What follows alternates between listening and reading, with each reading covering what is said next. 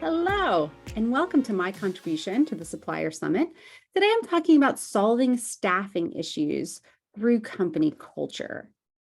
Now, first, we'll get the uncomfortable part out of the way, and I'll tell you a little bit about myself, but also why I get to sit here today and talk about this with any amount of authority. My name is Sarah Murphy.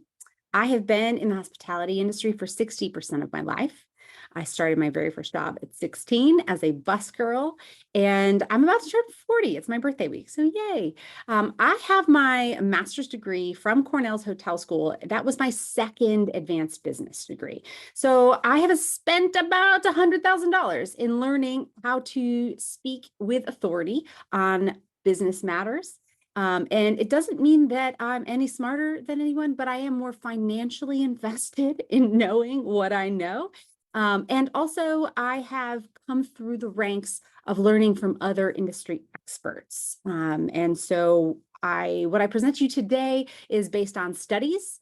It's based on a lot of experience talking with hundreds and even thousands of other business owners and having taught leadership development, operational development in a number of capacities throughout my career.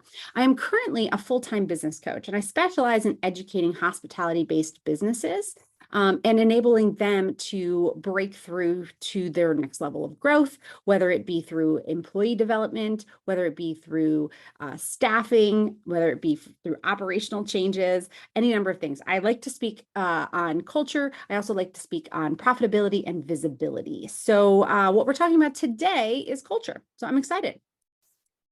First, I want to tell you a little bit about Mobile Bev Pros. It is my baby. It is the #1 site in the world for learning how to start and scale an industry-leading mobile bar or beverage catering company. So if we have any bartenders out there that have ever wanted to start their own business, I'm your gal, and I would love to help you do that. On to the main show here. Today, what we're talking about is culture. And we're going to talk about 4 different components. First is defining what culture is. The second, we're going to talk about the costs of shitty culture. The third is we're going to talk about 8 distinct culture types. Everybody has one of these 8, oftentimes multiple of these 8. And we're going to talk about how to create company culture that supports your business goals instead of works against them. The elephant in the room here is really that hospitality has a staffing issue. And it is not because of the economy. It's not because of unemployment checks. It is not because nobody wants to work. It is because of culture. And I have worked in the hospitality industry in a number of different ways, whether I was in restaurants, whether I was in 5-star hotels, whether I was in restaurant companies that had multiple high volume units, whether I was in small independently owned, don't even have a POS, writing down everything on paper. I did tell you I was 40. That might age me a little bit, but we've already checked that off the list of things that we've done here today. So I've worked in a number of different capacities, and there is a chronic issue within the hospitality industry of creating toxic work environments, of not respecting the people that are working within the industry, of low wages, crappy development and training programs, lack of benefits or reinvestment into staff, employees being treated as expendable. These are things that if you've been in the industry for any amount of time, you have seen, you have likely experienced. And it is this reason why, especially in the post-pandemic world, we're finding it challenging to convince people to get into the hospitality industry, and once they're in it, to stay in it, or to have any amount of loyalty to the places that they are employed. Now, before you start thinking to yourself, not all companies, I know that. We all know that, right? It's not all companies that have staffing issues either, but we're specifically talking about the staffing issues through the lens of culture today. And so if you are one of those companies that does not have a staffing problem and you have an amazing culture, this isn't a webinar for you. And congratulations, we need more of you. So please teach your friends how to be the same. I'm going to read a quote by Danny Meyer. I'm from New York, and he was a huge inspiration to me early in my career, and he's kind of crushed it as an entrepreneur and a restaurateur. But he specifically spends a lot of time, money, effort, and energy in developing culture. And he says, human beings have a deep-seated need to belong. And if our culture is so sticky that everyone wants to belong to it, staff wants to belong to the brand, customers want to be seen wearing your thing, using your thing, walking down the street with a bag that's got your label on it because of what it says about them, then you've got the ultimate competitive advantage. And I love that. And we're going to talk a little bit about, we're going to break that down a little bit. What is culture? I like wordplay. Culture. Cult, we already know what that means, right? And the ending there, URE, denotes an action, process, or result. So culture is essentially the process of creating a cult, a shared set of workplace beliefs, values, attitudes, standards, purposes, behaviors, and it's written and unwritten. The magic of culture is that it directly impacts how people feel and behave, right? So how people feel in the workplace and the emotions that they have directly impact how people perceive reality. And that drives behavior. And behavior is how they show up, not only in the workplace when they're dealing with management, but also how they show up with other employees and how they show up with your guests and how they show up on a daily basis. So culture directly impacts how people behave. And some of it's overt and some of it's covert. Some of it is informal. Some of it isn't even something that was intentional, but it's still there. So when we think about culture, we're not just talking about the things that we are intending to show up in the way that our company is formed. We're talking about all the ways that being in and around and connecting with the entity makes and drives behavior. Shitty culture is expensive to a business. It leads to higher turnover, poor morale, challenges hiring new talent, tarnished reputation, suppressed growth because we're constantly focusing on staffing and training and staffing and training and staffing and training, and also decreased customer satisfaction. A great example of that is what we're seeing currently, depending on when you're watching this. This is the September 2022 timeframe. Currently, we're seeing a huge amount of issues in the air transportation sector. And studies have shown, people who study this thing, that it's largely driven by inexperienced and new staff. Now, we had a huge staffing shortage for a really long time, and now they've filled all of those roles, and now they are new. They haven't been on the job long enough to kind of know the insides, the outsides, the training. They don't have institutional knowledge. A lot of those that did have institutional knowledge can't even pass it on because they have by now left. And so what they're finding is that we have a whole lot of issues. Two planes actually ran into each other, their wings, because someone had misjudged the distance between them because they were new.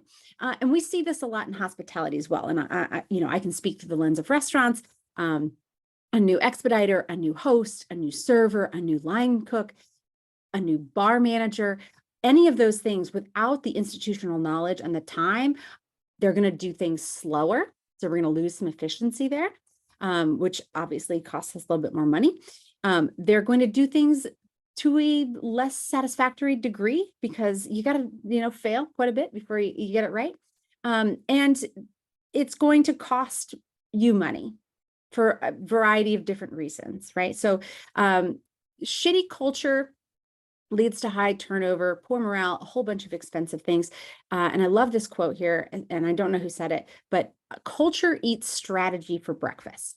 So if you've got plans for growth, if you've got plans for higher profit margins, you can kiss them goodbye if your culture isn't strong enough to support staff wanting to stay or staff not feeling safe so that you're constantly having to put out fires, HR issues.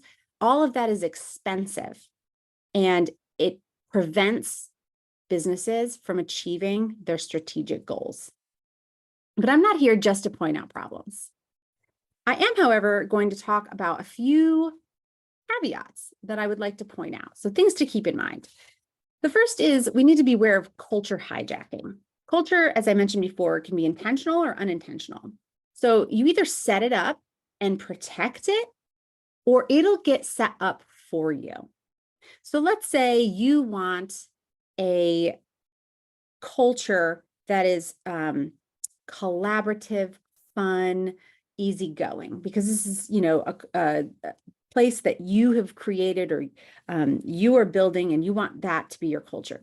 But you hire a manager who is very strict and demanding and authoritative. There's a clash in culture there.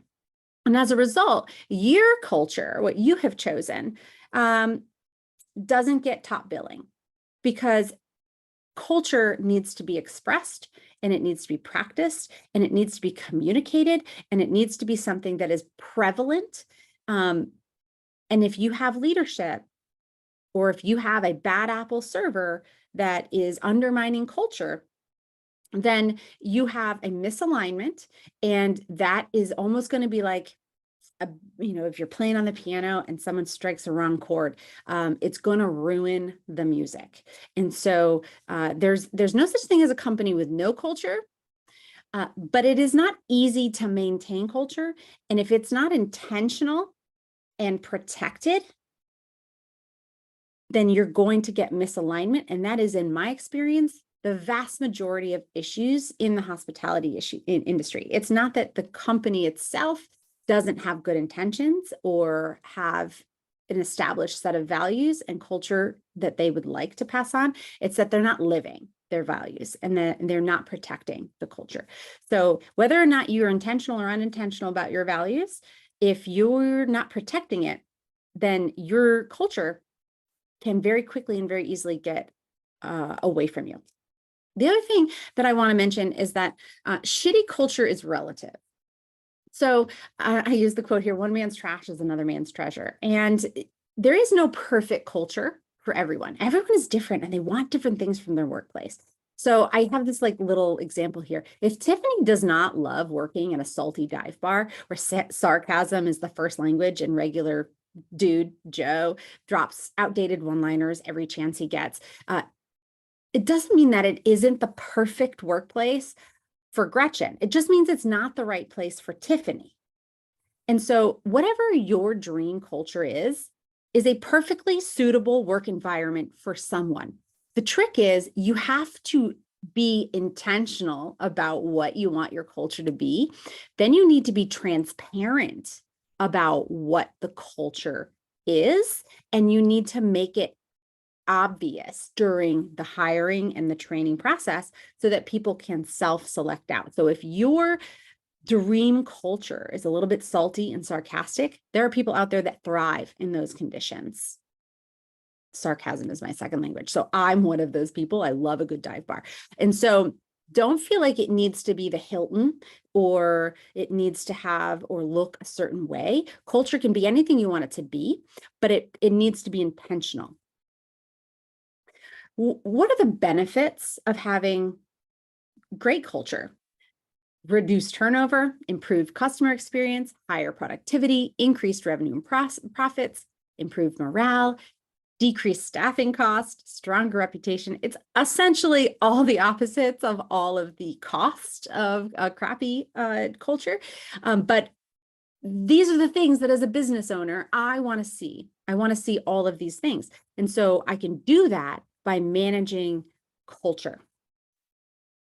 So there are 8 distinct types of culture. Now, there are a number of words on this sheet, and I don't know if my little face is in the way, so I'm going to move it because it is in the way for me. So I'm just going to move that there. The first word in every single bullet point here is the main word that you're going to see over on this graph. And so we have caring, purposeful, learning, enjoyable, results-oriented, authoritative, safe, and orderly. Now, if you look across the entire hospitality sector, you would be able to identify an organization or a business that falls into every single category. So we're not looking at like the top right quadrant and saying you should be here.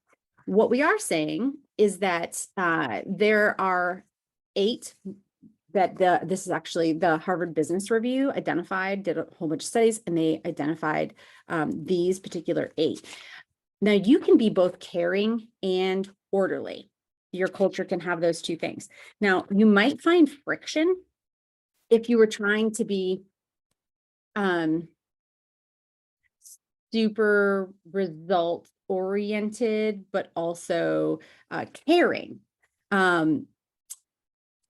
And so, if you're trying to be collaborative and supportive and you're also driven by achievement and winning, there might be some tension there. So that might not be the easiest one to pull off, but you probably wouldn't have too much of a problem with caring and order, right? And so if we look at this and we just you will probably be inherently drawn to like 1 or 2 over the others. And then we can kind of look to see what that looks like. So let's say we wanted to be enjoyable, fun, and stimulating. Probably wouldn't do very well also being authoritative, competitive, and controlling. Those 2 are not going to do well together. But if we wanted to be maybe order, we could do orderly, methodical, and cooperative, as well as being fun and stimulated and enjoyable, right? So those 2 might work really well together. These are all driven by 2 main factors: how people respond to change and how people interact. So you'll see there's a ton of independence over here, and then there's more interdependence, teamwork over here. We have some restaurants where there's a tip pool and people are happy as clams in that. And we have some restaurants where people will literally slit you if you try and pool their tips, right? I mean, there's nothing wrong with either. I love a great tip pool. As long as the culture is that everyone's pulling their weight. If I'm in a tip pool and I'm the only one doing any work, obviously there's tension there, but that's because culture is not being protected in the hiring process, right? And so we're going to talk about that. Move my little face back. So how do we create great culture? Now, I already told you, there's no perfect culture and there's a culture for everyone, but there are some foundations that we should see across the board. And again, they're a little bit relative. So the first thing is we want to foster an environment where people feel safe. That is the literal bottom of Maslow's hierarchy of needs. That's not an option. We've got to make a place or a space where people feel safe. If someone feels safe around sarcasm, then it doesn't matter if that's part of the culture, because I like sarcasm. If I don't like sarcasm, then I don't want to be in a place where the part of the culture is salty and sarcastic, right? So I wouldn't feel safe if I didn't like that. And so we want to make sure that the culture is clear and transparent enough that people can opt in or opt out based on how they feel.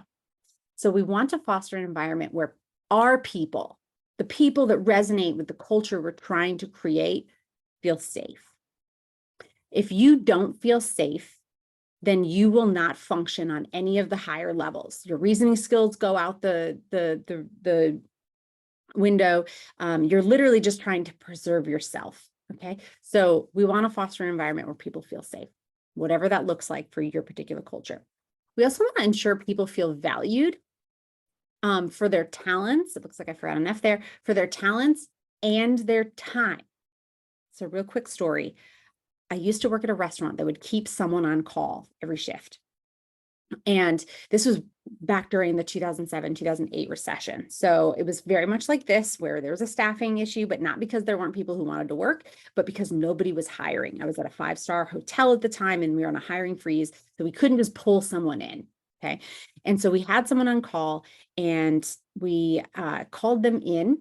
And then one of the other managers decided that we didn't have enough reservations, so we didn't actually need them. So she called them and called them off, basically. And that particular server for us had been with us for like 8 years. She was a mom, and because she had gotten called in, she had called her babysitter, and she was almost on the way here, and we were in DC, and so like that's a lot of traffic and time. And she was really upset about that. And so she, made us aware of the fact that when we do that, we cost her money because she had to pay for the babysitter's time. And she's not making any money in return. And so my proposition at that time was that we would pay people to be on call. Now, they didn't go for it, but I wanted to value people for being on call and not doing other things and not picking up other shifts. And that was one of the solutions that I had, because I felt like we should be valuing people for, hanging around and not doing whatever else they wanted to do, and potentially also incurring costs on behalf of being on call. The point here being, it's one thing to pay, right? To pay well, or not pay well. It's one thing to pay people for their time.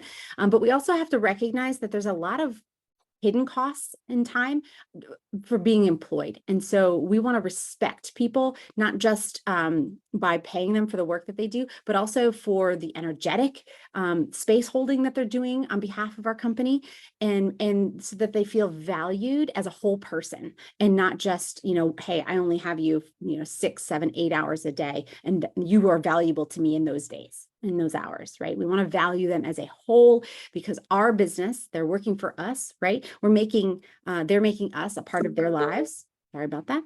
And we want them to feel valued for that. And the other thing that we want to do is we want to hire for culture fit. We can always train for skill, but we cannot change somebody's comfortability with culture. So we want to hire for that. Okay, hire for culture. We also want to invest in a strong onboarding and alignment program. And so we don't just throw people to the wolves unless that's your culture. If your culture is very much sink or swim, then you need to hire people who do well in sink or swim. Now, most people don't. And so we want to make sure that if we have a culture, which is probably 90% of where we don't have a culture of, just sinking and swimming, that we invest in a really strong onboarding and alignment program. Now, I will tell you that if you were to look at all the studies, onboarding programs are rated pretty low as to how that impacts people's perception of culture. So this isn't like a high priority. It's probably like 30% of people say that a strong onboarding and alignment program is really helpful for them. But 30% is, 1 in 3 people. And so having the ability to bring people on and give them structure and teach them what they need to know to succeed. And then also what I mean by alignment program is the ability to touch various different parts of their job. And so if they're a server, for example, that they get to spend some time at the kitchen and maybe on expo and at the host stand. Now, some are very good at this and some are not very good at this, right? And so just making sure that we warm people in instead of throw them to the wolves, because unless they're really good at that, then that can be really off-putting and hard for them to get ramped. And then lastly, that we build in opportunities to recognize and reward. That is like human-wide, we like to feel recognized and rewarded for our work. Now, what that looks like, that's going to be different, right? In tech, they like to give people nap pods and pizza, lunches. And what we're learning, a decade, 15 years in, is that what people really want are benefits. They want money. They want time off. They want recognition in other ways aside from here's a pat on the back or a plaque on the wall that you're employee of the month. Some people really love that, but a very small amount of people really love that. So figure out within your culture, what are the type of people that are drawn to your culture? What lights them up? What makes them feel recognized and rewarded? You got to actually do some digging and some work there. So how do we change and shift culture? Let's say you have not been intentional with your culture, or the culture you have, which you have a culture. There's no such thing as no culture. So you have a culture. And let's say that culture is just not working for you. You find that you do have high turnover, that you don't have a great reputation. It's super hard for you to hire new people. And when you do, they don't last very long. And so you're constantly on the hiring treadmill. Let's talk about how to shift that. The first thing is that you need to share the new intended culture values with everybody that is on your team.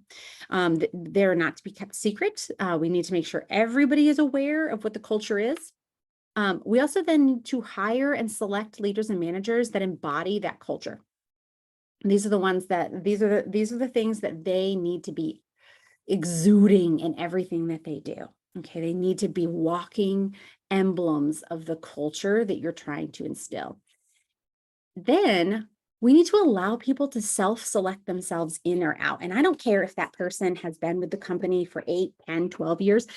If they are not the embodiment of the culture that you're trying to create because you want your company to start achieving its strategic goals, to growing and hitting the growth goals that you have, everyone needs to be in alignment. And I've had so many firing conversations, and it usually is super easy if you're transparent about what the values are and you're holding people accountable to those values. It usually looks a little bit like this. This isn't working out, is it? And they will tell you, no, this really isn't working out for me. Great. I think it's important that you be in a place that has a culture and a structure that you really thrive in for your own good. I agree. Thank you so much. Now, obviously, there are sometimes more emotions than that because the hospitality industry is full of people with an immense amount of emotion. And that is a beautiful thing because it is the only thing that enables us to be as just amazing as we are. Work clopens, be on our feet for 14 hours a day, to work in an environment that has every insurance person's plethora of nightmares: fire, knives, alcohol, slippery surfaces, people with, I already said knives, aggressive backgrounds, criminal records. Like, the hospitality industry is the last refuge for the rebel, and I love it. But we need to align the people in that industry with the culture of the organization. So it doesn't matter what your background is, if you were in the right place and the culture is a right fit for your skill set, the company will thrive, and vice versa. All right. And so the last step is to reinforce culture through accountability and organizational design. Accountability means if you've got a bad apple, you get rid of that bad apple. I've worked for a restaurant company. I was there for 5 years, and we had this general manager who was an absolute dick. Everyone knew he was a dick. He ruled with an iron fist. Nobody felt safe around him. He was an absolute trash panda. But he got results on that P&L, not in a great way, but he managed to get results on that P&L, and so corporate kept him. But it really destroyed the culture. And so what ended up happening was that we had a largely male staff. We had decreased diversity in the people that were working there. And the females that did tough it out were not happy and probably still have horror stories. And like, we don't want that. We don't want that. And that P&L actually was not great forever. He was able to hold it pretty strong for a while because, again, culture oftentimes has a lag. And so, he was really good at managing to keep it really strong for some time. And then issues. How is this guy having all of these issues? The corporate couldn't figure it out. He was always so great. Like, what changed? What happened? It was just lag. It was lag. He wasn't able to keep it up, and the culture couldn't support it. And so ultimately it didn't work out, but it took corporate forever. Don't take forever, because then it took a long time to repair that culture and get that restaurant back on track. We don't want that. All right, I covered a lot in a little bit of time, but hopefully I gave you some good indications of what shitty culture looks like and the damage it can do to a business. Also, what a good, solid culture looks like, and how to, one, be intentional about creating good, solid culture, and also how to implement it once you've decided what you want that culture to be. If you want additional support from me and my team, we love this kind of thing and we would love to talk to you further. You can email at hello@mobilebevpros, or you can hit up the website at mobilebevpros.com. Thank you so much for your time, and I hope you enjoy the rest of the Supplier Summit.